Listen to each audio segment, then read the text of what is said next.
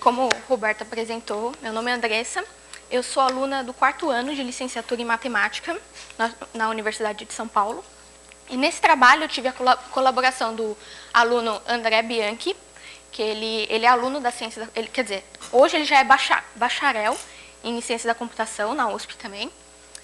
A minha co-orientadora é a professora Júlia Pavan Soler e a minha orientadora é a professora Florença Leonardi. Ambas professoras são professoras do Departamento de Estatística da USP. Bom, o meu trabalho, para ficar mais fácil de expor, eu estruturei da seguinte forma. Primeiro, eu vou fazer uma relação entre a estatística e a genômica, para ficar claro para vocês qual é o objetivo do trabalho. Porque envolve alguns termos de genética, e eu quero deixar isso claro para vocês que termos são esses.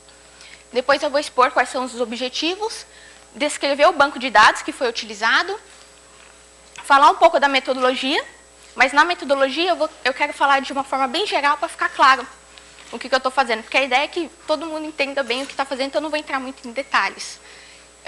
E depois apresentar os resultados que nós obtivemos, que são lindíssimos nessa teoria, e as considerações finais. Bom, então primeiro, atualmente um dos principais problemas e muito importante na área de genética é o mapeamento de genes. Isso é, eu pego o genoma humano e encontro regiões desse genoma que estão associadas a alguma doença. Tá? Então, para isso, eu preciso antes entender como que o genoma está estruturado. Mas a primeira pergunta que a gente tem que fazer é como que eu amostro o meu genoma, porque ele é muito grande. Então, como que eu amostro o genoma? Nós fazemos isso com os SNPs. Então, a segunda pergunta é, o que são esses SNPs? Bom, o SNP ele é uma sigla de uma palavra inglesa, não vou falar para não passar vergonha, mas em português quer dizer poliformismo de um único nucleotídeo. Vai ficar super claro, por exemplo. Aqui eu tenho um trecho de um genoma de 3 indivíduos. Então, se a gente pensar aqui na primeira posição do genoma, o indivíduo 1 tem o alelo A, o indivíduo 2 o alelo A, o indivíduo 3A. Então, eles têm o mesmo alelo, tudo bem, não tem problema. Na segunda posição, a mesma coisa. O primeiro indivíduo alelo C, o segundo C e o terceiro C. Não tem problema. Agora, na terceira posição, o que nós temos? O primeiro indivíduo com alelo T, o segundo com alelo C e o terceiro com alelo T. Então, a gente tem uma mudança em um alelo aqui, nessa posição do genoma. Então, isso, quando tem essa mudança, nós chamamos de SNP. É bem intuitiva essa ideia. Por exemplo, se eu pego 2 pessoas aqui da sala e comparo o genoma delas e tem alguma coisa diferente, quer dizer que uma pode ter alguma doença, ou não necessariamente uma doença, só uma característica física, fenótipo, por exemplo, cor de olhos, cabelos. Então, a nossa ideia é pegar os SNPs e dentro de uma plataforma de SNPs, tentar achar relações com uma doença em estudo. E o SNP é um marcador genético. E o que é isso, o marcador genético? Dado o genoma, eu sei exatamente aonde o SNP está. Então, eu sei qual cromossomo que ele está, em que região do cromossomo que ele está. E o SNP, que eu deixei aqui só em uma fita, né, para ficar mais fácil de entender. Mas o SNP ele é sempre uma dupla, porque a gente tem 2 fitas, né, uma vinda da mãe e outra do pai. Então, o SNP ele é sempre um parzinho. Bom, mas não nos interessa, né, tanto essa parte biológica, a gente quer passar para a matemática. Passando para a matemática, a gente considera uma sequência de SNPs como uma sequência de variáveis aleatórias, certo? Que está recebendo valores de A, C, T, G, que são as bases nitrogenadas. Então, o SNP eu vou chamar aqui no trabalho de um XJ, onde J está variando no conjunto de 0 a S, onde S é o número total de SNPs que eu tenho. Então, nós temos 2 tipos de dados que nós dividimos. Os SNPs. Os primeiros dados são chamados dados haplotípicos. O que a gente faz? A gente pega os SNPs. Quando a gente pensa em uma plataforma de SNPs, a gente pensa, por exemplo, em uma matriz, onde cada coluna representa um SNP e cada linha um indivíduo.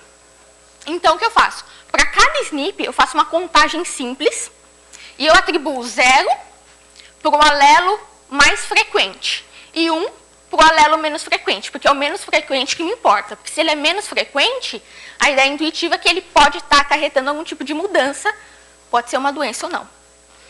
Então, esses são os dados haplotípicos. Aqui um exemplo que eu coloquei, ó. Eu tenho AC. O A virou 0, o C virou 1. Isso quer dizer que para esse SNP, o A ele é o alelo frequente e o C é o menos frequente. Ó, podemos observar, deixa eu ver aqui onde está, aqui, o SNP 1 e 2. Aqui, para esse SNP, o C recebeu 1 e para cá 0. Isso quer dizer que para um SNP e para o outro, pode mudar quem é o alelo frequente ou quem é o mais frequente. Outro tipo de dados que nós usamos é os dados genotípicos, que são o quê? Eu pego os dados haplotípicos e faço o seguinte, eu atribuo 0, se ele for 0, 0, 1, se ele for 0, 1, ou 1, 0, quer dizer, ele tem um alelo que é importante para mim, e eu atribuo 2 se ele for 1, que se ele tem 2 alelos que são importantes. Por exemplo, para a gente achar isso, é só fazer a sominha aqui, né, do parzinho, vai dar o número do genótipo. Então, ok? Então, foi o que eu fiz aqui. Eu tinha 0, 1 virou 1, 1, 0 virou 1, 1, 1, 2, 0, 0 virou 0. Esses são os dados genotípicos. Bom, agora, introduzido isso, vamos direto para o trabalho.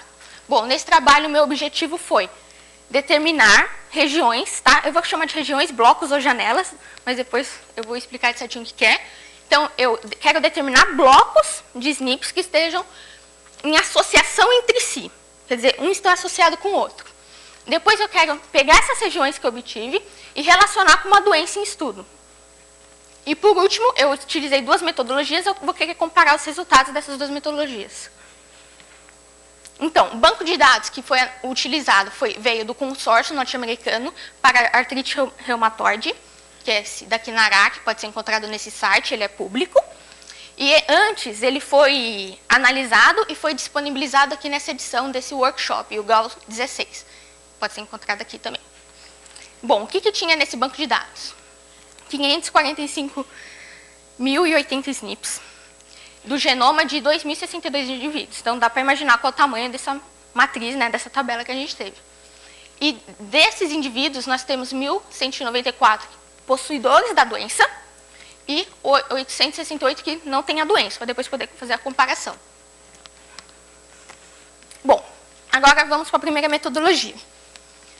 Nessa metodologia, eu quero encontrar vizinhanças de influência. Isso é, eu tomo um SNP, XJ qualquer, e eu quero determinar SNPs que estão ao redor dele, centrados nesse SNP, à direita ou à esquerda, que estão associados com ele.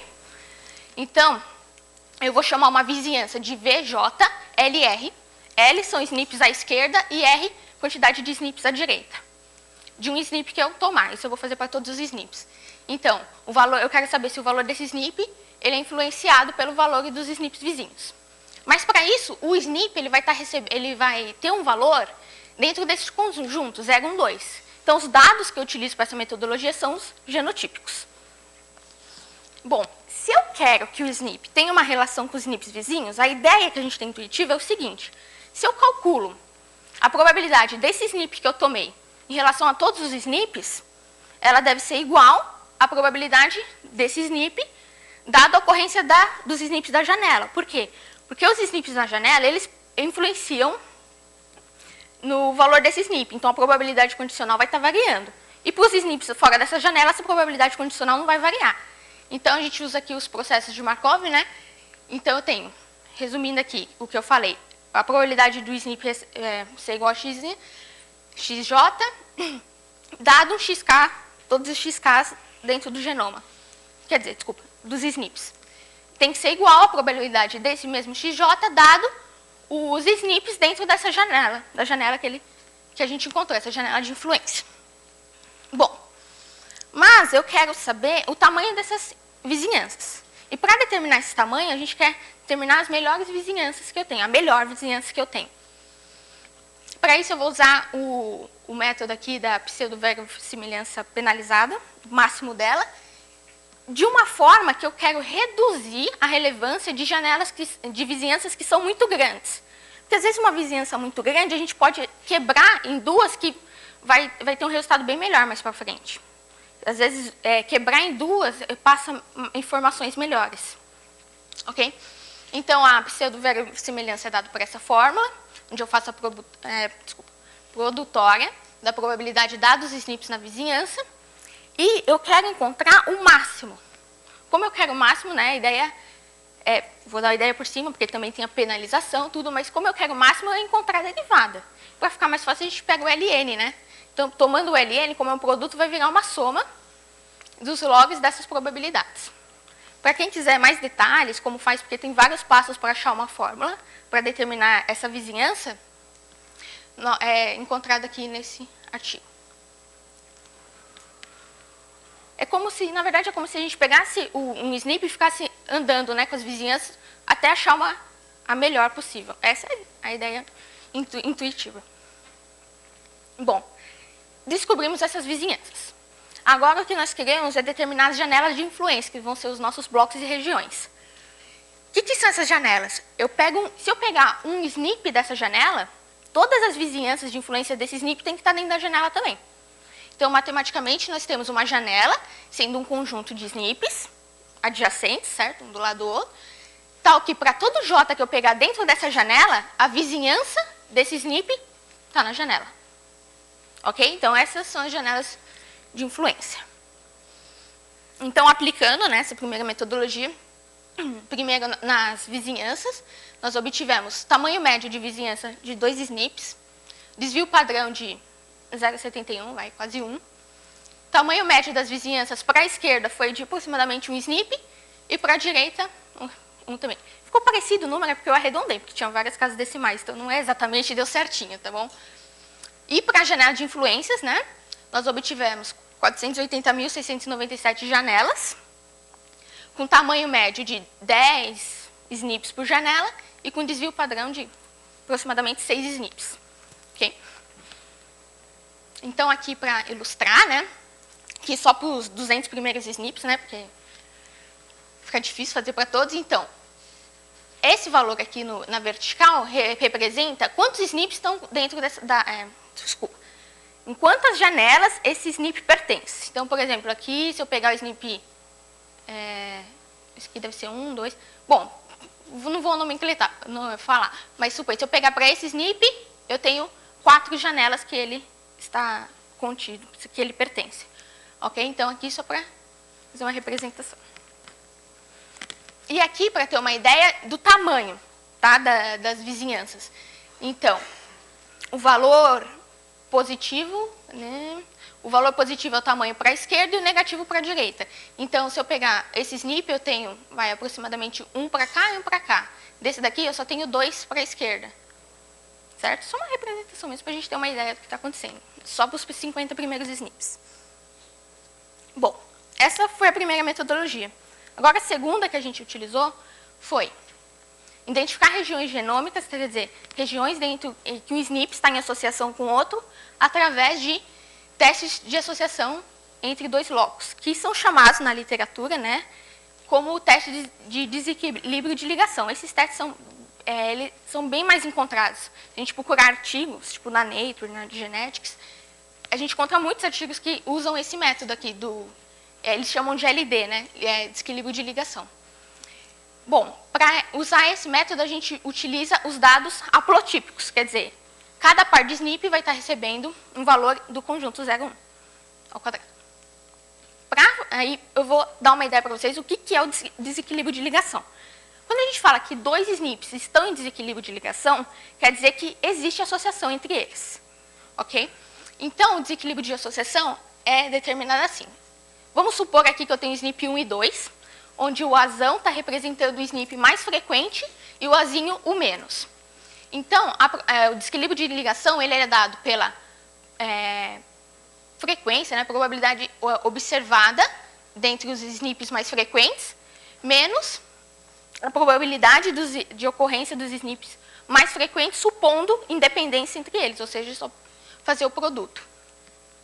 E eles também utilizam essa medida QR² para falar do desequilíbrio de ligação, que é essa medida d² dividido por todas as probabilidades aqui marginais. Essa medida, ela está entre 0 e 1. Ou seja, 0 não tem desequilíbrio, eles não são associados. E 1 tem desequilíbrio, eles têm associação. Para utilizar essa metodologia, nós utilizamos aqui esse programa, que é o Plink. Ele é um programa muito focado para utilização de genética, então, dentro dele, tem pode fazer várias análises ligadas à genética e também manipulação dos dados genético, por exemplo, se você quiser entrar nele com aqueles dados em formato ACTG, pode também. Então, é bem interessante esse programa. Então, quem quiser saber um pouquinho mais sobre ele, tem nesse artigo do Purcell, foi ele que fez. E mais sobre um pouquinho do desequilíbrio de ligação e as medidas dele, também tem nesse arquivo, mas também tem vários outros. Eu utilizei vários, assim, porque como é um pouco biológico, eu tive um pouco de dificuldade de entender muito bem o que era esse desequilíbrio e tal. Então, você pega sempre um pouquinho de cada um, você vai melhorando o seu entendimento a respeito, tá bom? Então, para essa segunda metodologia, aplicando, você entra com os dados no Plink, ele retorna. O Plink é linha de comando também, tá bom? Então, para a segunda metodologia, nós obtivemos 403 blocos haplotípicos, que nós chamamos, já que os dados que entramos foram haplotípicos. O tamanho médio dos blocos foi de aproximadamente 6 SNPs, e o desvio padrão foi de 5. 4,5. Mas, uma coisa importante que relevar. Na primeira metodologia, nós aplicamos ela para toda a plataforma de SNPs. A segunda, nós utilizamos uma região do cromossomo 6. Porque como esses dados já foram analisados antes, na literatura nós temos que a doença, a artrite reumatoide, está associada a uma região do cromossomo 6. Então, o que eu fiz? Eu peguei essa região, né, que ela está associada, e ampliei um pouquinho mais ela, para fazer algumas comparações. Então, a segunda metodologia foi aplicada apenas para o cromossomo 6, uma região do cromossomo 6. Então, para ilustrar, não sei se está dando para ver bem. Bom, aqui eu tenho o tamanho de cada bloco, então, como eu tive 403 blocos, aqui eu tenho o tamanho de cada bloco haplotípico. E, bom, já chamo as regiões, né, que os SNPs estão associados. Agora, o que nos interessa é achar, ver se essas regiões têm associação com a doença que nós estamos estudando. Para isso, nós utilizamos o teste quadrado, né, só para relembrar o que é. O que nós vamos fazer? Pegamos a região e tomamos todas as possíveis combinações, todas as possíveis janelas que estão dentro dessa região. Então, a gente calcula aqui o valor esperado, supondo a independência, né, dessas regiões com os indivíduos estratificados em dois grupos, caso e controle, aqueles que têm doença e os que não têm. E aí, nós calculamos aqui a estatística aqui quadrado e fazemos o teste quadrado. Ok? Todo mundo acho que lembra, né? Um pouquinho. Fui errado. Bom, então a hipótese nula do nosso teste é que não existe associação entre essas regiões com a doença. Tá bom? Então, eu vou explicar agora esses gráficos. Bom, o gráfico vermelho eu vou estar representando os resultados da primeira metodologia. E o azulzinho da segunda. O zero está representando aqui a associação da hipótese nula. Quer dizer, as regiões que eu encontrei não têm associação com a doença. E o 1, a rejeição, ou seja, essas regiões têm associação com a doença. Então, observando esses dois, bom, esse aqui são para toda a plataforma de SNP, esse aqui só para o cromossomo 6. Então, o cromossomo 6 ele está aproximadamente aqui, tá? Na primeira metodologia. Então, aqui nós temos várias regiões, né? Dessas regiões que nós encontramos, temos várias que têm associação com doença, até aqui em cima, mas com nível de significância de 1%. E se a gente diminuir esse nível, né? O que acontece? Então, diminuindo para 0,001%, aqui em cima, essa aqui é a região, nossa, eu apontei errado, né? Aqui é a região do cromossomo 6, não era tão pro lado, mas é aqui. Aqui você está vendo que ela está mais gordinha, né? Essa faixinha, é porque a escala está bem grande assim. Então, aqui é uma região do cromossomo 6, e aqui, como está como se fosse um zoom ali, essa também é a região do cromossomo 6. A gente vê que aqui, ó, nos blocos, tem mais blocos associados, né? E os SNPs que estão nesses blocos, aqui, estão nesses blocos aqui também. Então, os mesmos SNPs que nós encontramos na primeira e na segunda têm associação com doença e estão nos blocos. Os blocos que eles estão um pouquinho diferentes. Ou tem SNP a mais ou tem SNP a menos. Mas nos dois blocos tem associação com a doença. E aqui, só para ter uma ideia, né? Esse aqui é só da segunda metodologia. Para a gente observar um pouco o que está acontecendo com o nível descritivo obtido para cada bloco, eu peguei o LN, né? Do nível descritivo.